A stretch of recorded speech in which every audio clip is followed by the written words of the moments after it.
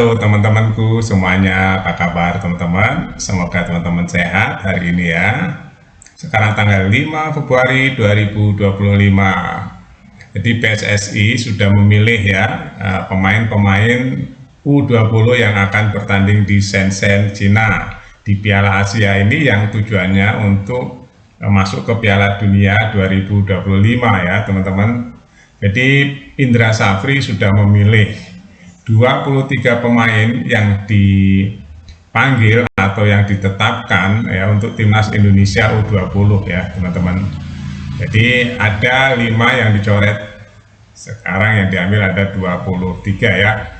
Jadi saya bacakan nggak semuanya ya. Ada Ikram ya sebagai kipernya, ada Muhammad Bakir, ada Muhammad Alfariji Buffon, ada Muhammad Iqbal Wijangge, ada banyak ya teman-teman di situ, ada 23 yang pasti, ada 5 yang dicoret ya. Nah, teman-teman, Indonesia berada di tim yang sangat-sangat apa ya, ibaratnya neraka gitu ya, atau berat-berat ya.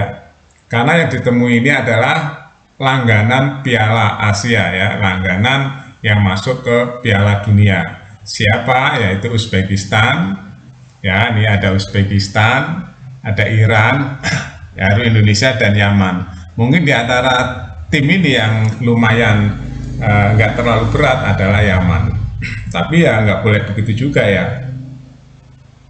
Kalau lihat tes kemarin, Indonesia melawan Syria kalah, melawan Jordan kalah ya, itu masih perlu dievaluasi ya, apakah tes kemarin hanya berapa persen dari penampilan timnas U20 ya, kita nggak tahu. Yang kenyataannya kita kalah melawan Jordania dan melawan Syria ya, nggak berkutik teman-teman.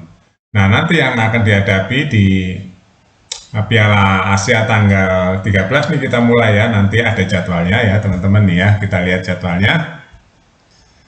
Tanggal 13 Februari kita akan ketemu Iran ya. Nah, ini berat.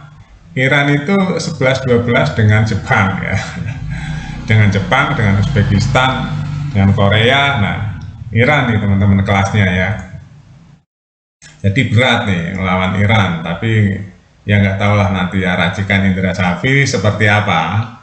Yang kedua, tanggal 16 Februari 2025, Indonesia akan ketemu dengan juara bertahan, yaitu Uzbekistan. Ya, Uzbekistan kemarin kan juara ya. Pemainnya, wah badannya sekel-sekel, kenceng-kenceng ya. Dia semua lini ya, Uzbekistan tuh bagus mainnya teman-teman. Dan visi bermainnya juga jelas. Itu Uzbekistan, baik yang U20 maupun yang senior, kita udah bagus teman-teman ya. Di Asia mah udah langganan lah dia. Nah, yang ketiga, Indonesia baru akan ketemu Yaman di tanggal 19 Februari ya. Jadi waktu dekat ini kita akan melihat pertandingan Indonesia ketemu dengan Iran, ketemu dengan Uzbekistan, dan ketemu dengan Yaman. Jadi teman-teman dari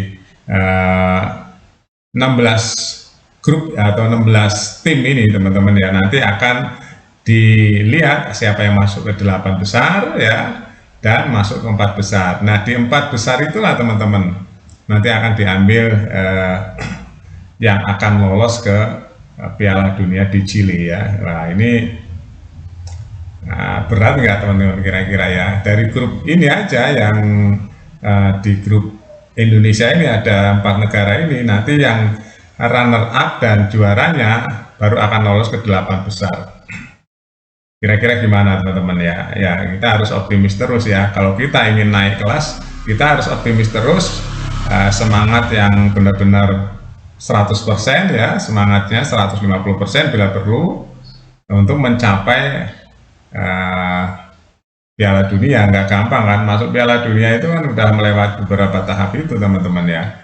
Nah, Indonesia ini yang menjadi ujian di sini ya. Kalau PSSI bisa timnas U20-nya masuk Piala Dunia, wah keren banget nih.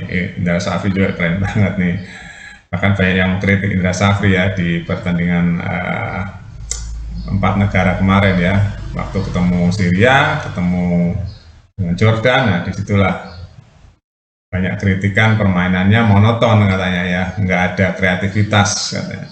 Tapi ya kita nggak tahu ya, mungkin itu baru berapa persen saja yang ditampilkan oleh Indra Safri, dan hari ini Indra Safri sudah memilih beberapa pemain yang ditetapkan, yaitu 23 teman-teman.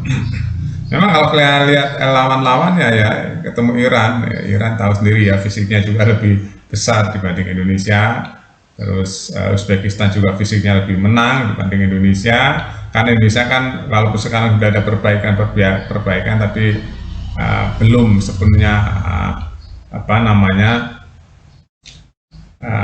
merata ya teman-teman. Lini belakang, lini tengah, lini depan belum sepenuhnya merata. Tapi kalau kita lihat Iran ya sudah terbentuknya sudah lebih baik, Uzbekistan juga ya. Jadi Indonesia baru memulai ya di tangan Erick Thohir teman-teman. Semua dilengkapi ya, dari U17, U20, U23 sampai senior, dilengkapi kekurangan-kekurangan ya. Dengan terbukti kemarin juga masih ada naturalisasi buat timnas U20, sayangnya nggak bisa masuk nih di Piala Asia ini teman-teman, karena waktunya nggak cukup ya, itu susahnya. Padahal udah gerak cepat PSSI di tangan Erick Thohir. Erick Thohir itu geraknya cepat sekali ya teman-teman, karena naturalisasi itu nggak gampang ya, banyak syarat-syarat yang harus dipenuhi ya, silsilahnya harus dipenuhi, persyaratan undang-undang juga harus dipenuhi. Jadi nggak gampang kerjasama dengan beberapa instansi, DPR, Kemenkumham. Untung aja Erick Thohir ini adalah salah satu kabinet ya, jadi komunikasinya gampang. Coba kalau ketum PSSI yang bukan sekaligus menteri, wah susah teman-teman. Naturalisasi itu nggak gampang ya.